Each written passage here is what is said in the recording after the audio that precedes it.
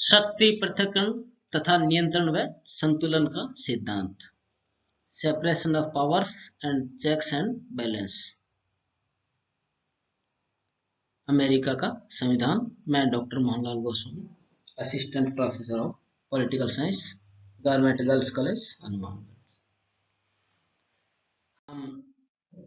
America में जो महत्वपूर्ण सिद्धांत है शक्ति पृथक्करण तथा इसके साथ नियंत्रण व संतुलन, चेक्स एंड बैलेंस का जो सिद्धांत है उस पर हम चर्चा करेंगे कि किस तरह इस सिद्धांत को लागू किया गया है और इसके साथ साथ चेक्स एंड बैलेंस या नियंत्रण व संतुलन सिद्धांत को लागू करके इसको संविधान में शामिल किया गया है।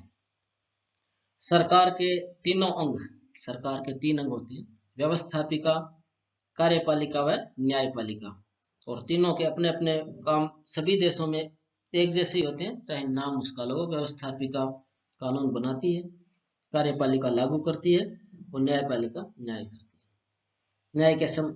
इन तीनों के संबंध में बहुत सारे सिद्धांत दिए गए हैं, परंतु मॉन्टेस्क्यू का शक्ति पृथक्करण, सेपरेशन ऑफ पावर का सिद्धांत प्रमुख है। उसने अपनी पुस्तक द स्पिरिट ऑफ लॉज में इस बात पर बल दिया कि सरकार के तीनों अंग अपने अपने कार्य क्षेत्र तक सीमित रहने चाहिए। वह एक दूसरे पर नियंत्रण न रखे या प्रभावित नहीं करना चाहिए। ऐसा इसलिए जरूरी है कि व्यक्ति की स्वतंत्रता के लिए जरूरी है। यह स्वतंत्रता की आवश्यक शर्त है। क्योंकि मॉन्टेस्क्यू जो फ्रांस का रहने वाला था, वो ब्रिटेन आया। उसने वहां पर देखा कि शासन के तीनों अंग अलग अलग है, अपने क्षेत्र में काम कर रहे हैं। क्योंकि वो फ्रेंच भाषी था और ब्रिटेन में इंग्लिश ज़्यादा थी, तो वो पूरी तरह व्यवस्था को समझ नहीं पाया। हालांकि वहाँ पार्लियामेंट्री सिस्टम है, व्यवस्थापिका और कार्यपालिका लगभग संयोजन रहता है उनका, परंतु इसको देखकर उसने अपना सिद्धांत तैयार किया, जिसको अमेरिका में बहुत अच्छे रूप में लागू किया गया। तो इस संबंध में ब्लैकस्टोन ने कहा है कि सभी प्रकार की निरंकुश सरकारों में कानून बनाने व लागू करने का अधिकार एक व्यक्ति या एक निकाय के हाथों में होता है, और जब जब शक्तियां मिलती है तो सार्वजनिक स्वतंत्रता नहीं रहती। यानी एक ही संस्था कानून बना रही है, वही न्याय कर रही है, वही लागू कर रही है। जैसे प्राचीन भारत में था, राजा के पास ज्यादातर शक्तियां थी, तो एक तरह से वो व्यक्ति को स्वतंत्रता कम रहती है। अमेरिका में जो शक्ति पृथक्करण सिद्धांत है, वह ऐसी व्यवस्था की गई है कि सरकार के तीनों अंग अपने अपने क्षेत्र में स्वतंत्र रूप से कार्य करें। व्यवस्थापिका कानून बनाए, कार्यपालिका लागू करे व न्यायपालिका देखे कि संविधान के विरुद्ध कार्य न किया जाए। अमेरिका के संविधान के अनुच्छेद 1, 2 व 3 में क्रमशः व्यवस्था है कि संविधान में प्रदान की गई समस्त व्यवस्थापन शक्तियां कांग्रेस में, कार्यपालिका शक्ति राष्ट्रपति में व न्यायपालिका शक्ति न्यायालयों में निहित होगी। सिद्धांत के साथ व्यवहार में भी स्वतंत्रता के लिए व्यवस्था की गई है। व्यवहार में ये स्लाइड आप पॉइंट्स देख सकते हैं। चयन का तरीका अलग अलग है, शासन के एक अंग की सदस्यता, कार्यकाल अलग व निश्चित, उत्तरदायित्व अलग अलग। तो पहले चयन प्रक्रिया अलग अलग है।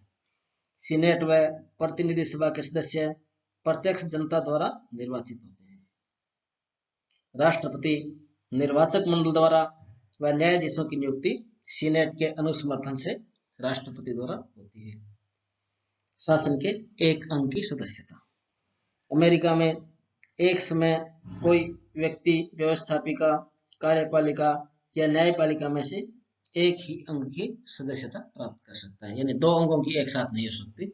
जैसे संसदीय व्यवस्था में होती है कि वही व्यक्ति संसद का सदस्य भी है, व्यवस्थापिका का भी है और मंत्री भी है, प्रधानमंत्री भी है। जैसे भारत में प्रधानमंत्री है तो वो लोकसभा का सदस्य भी है या राज्यसभा का सदस्य भी होगा। एक समय में एक की सदस्यता होगी। दूसरा, कार्यकाल अलग है, निश्चित है। प्रतिनिधि सभा कार्यकाल 2 वर्ष है, प्रतिनिधि सभा सीनेट का 6 वर्ष है। यानी अमेरिका में जो व्यवस्थापिका है या संसद है, उसके 2 सदन है, निम्न सदन प्रतिनिधि सभा, उच्च सदन सीनेट, और कार्यकाल अलग अलग है। और राष्ट्रपति कार्यकाल 4 वर्ष है। तो तीनों में कार्यकाल की भिन्नता हो गई। वहाँ न्यायाधीशों की नियुक्ति जीवन भर के लिए होती है, जीवन भर के लिए, या सामान्यतः 70 वर्ष तक होती है, और उनका कार्यकाल ये निश्चित ही। उत्तरदायित्व क्षेत्र अलग। चुनाव के आधार पर प्रतिनिधि सभा का सदस्य अपने जिले के प्रति, जिस जिले से चुना जाता है। सीनेट का सदस्य स्वयं के राज्य के प्रति, और संपूर्ण राष्ट्रपति संपूर्ण राष्ट्र के प्रति, व न्यायाधीश संविधान के प्रति। किलबोर्न बनाम थॉम्पसन विवाद में सर्वोच्च न्यायालय ने शक्ति विभाजन अमेरिकी संविधान का प्रमुख लक्षण व गुण बताया था। तो ये शक्ति पृथक्करण सिद्धांत है। इसके साथ दूसरा सिद्धांत भी रखा गया है वहां पर, नियंत्रण व संतुलन का सिद्धांत। इसमें देख सकते हैं कि शक्तियों का पृथक्करण तो कर दिया गया, व्यवस्थापिका, कार्यपालिका और न्यायपालिका तीनों अलग अलग है। व्यवस्थापिका यानी कांग्रेस, 2 सदन, प्रतिनिधि सभा और सीनेट। कार्यपालिका वहां पर राष्ट्रपति है, और न्यायालय जो है एक न्यायपालिका है। तो ये 3 अंग अलग अलग कर दिए गए। अब इसके साथ साथ इस चित्र में हम देख सकते हैं कि एक दूसरे पर नियंत्रण भी रखते हैं, जिससे संतुलन भी बना रहता है। नियंत्रण संतुलन का अर्थ यह है कि शासन के अंग शक्तियों को इस प्रकार नियंत्रण करें कि शक्तियों में संतुलन स्थापित हो। शक्ति पृथक्करण तथा नियंत्रण व संतुलन सिद्धांत आपस में विरोधी न होकर पूरक है। मेडिसिन ने फेडरलिस्ट में लिखा है कि शक्ति पृथक्करण का अर्थ यह नहीं कि व्यवस्थापिका व न्यायपालिका का आपस में कोई संबंध न रहे, बल्कि तीनों अंग इस तरह मिला दिए जाएं कि एक दूसरे पर नियंत्रण स्थापित हो जाए। अमेरिका में शासन के तीनों अंगों में इस प्रकार संतुलन स्थापित किया गया है। तो कांग्रेस जो है वहां की व्यवस्थापिका है, यह राष्ट्रपति पर नियंत्रण रखती है। ये आप देख सकते हैं इसमें स्लाइड में, राष्ट्रपति पर नियंत्रण रखती है, और नीचे न्यायपालिका पर नियंत्रण भी रखती है। यानी व्यवस्थापिका कानून बनाने का काम इसका है, परंतु ये दोनों अंग दूसरे हैं, जो कार्यपालिका राष्ट्रपति और न्यायपालिका पर नियंत्रण रखती है। इसमें पॉइंट्स दिए गए इसमें। तो कानून निर्माण की शक्ति कांग्रेस को प्राप्त है, लेकिन वह राष्ट्रपति व न्यायालयों पर भी नियंत्रण रखती है। राष्ट्रपति कांग्रेस द्वारा पारित गए विधेयकों पर या वीटो और जेबी वीटो का प्रयोग कर सकता है। राष्ट्रपति कांग्रेस को संदेश भेजकर राष्ट्रपति के नाम अपील करके विशेष अधिवेशन व राजनीतिक दल के नेता के रूप में कानून निर्माण प्रक्रिया को प्रभावित करता है। ये है, यानी राष्ट्रपति जो है कांग्रेस को कैसे प्रभावित करता है।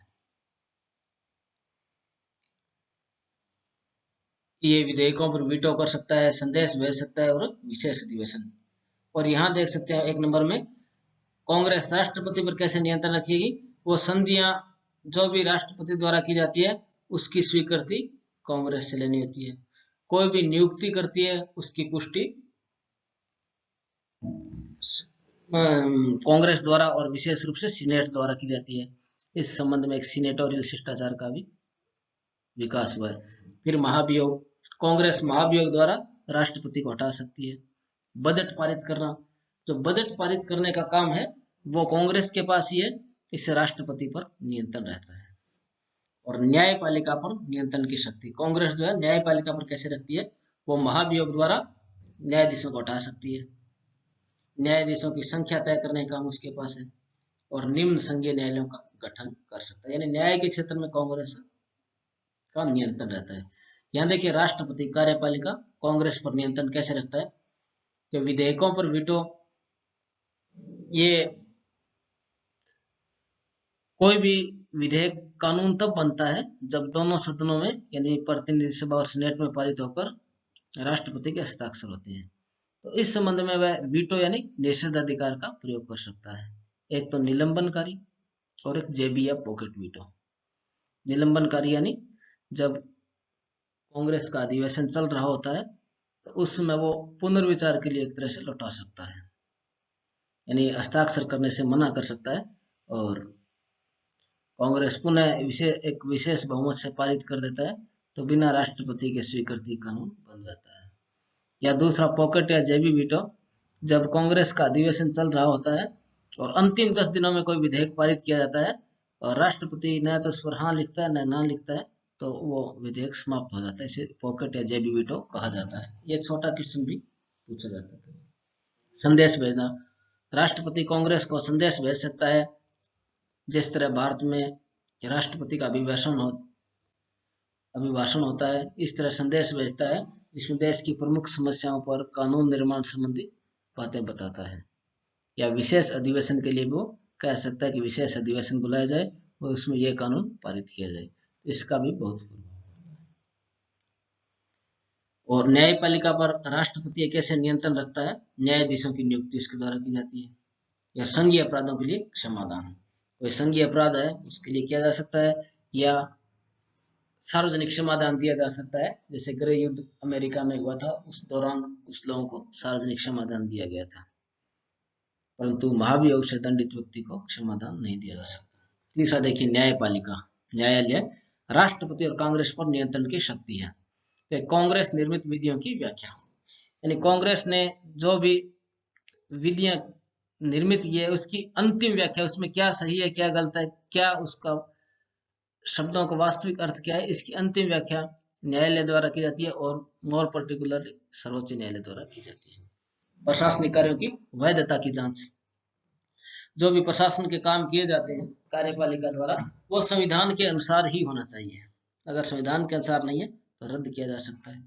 इसी तरह न्यायिक पुनरावलोकन, जुडिशियल रिव्यू, ये मार्बरी वर्सेस मेडिसिन 1803 के केस में शुरुआत हुई थी।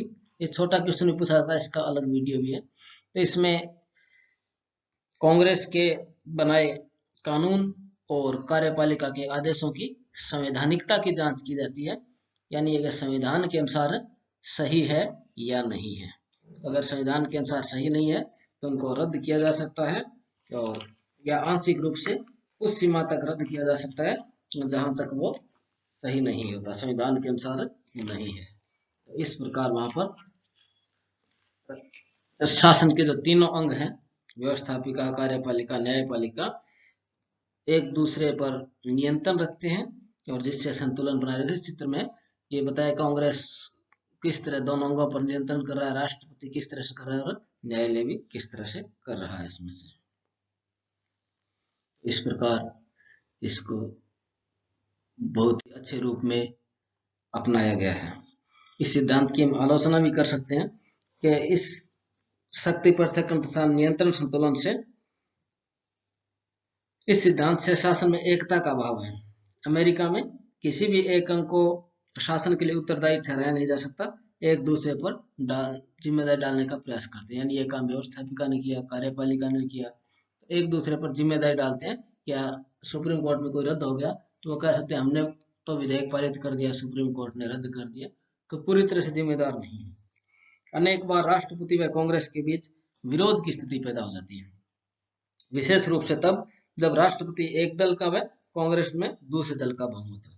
अगर दोनों अलग अलग पार्टियों का बहुमत है तो उसमें गतिरोध की स्थिति होती है, क्योंकि उनमें विचारधारा का अंतर आता है।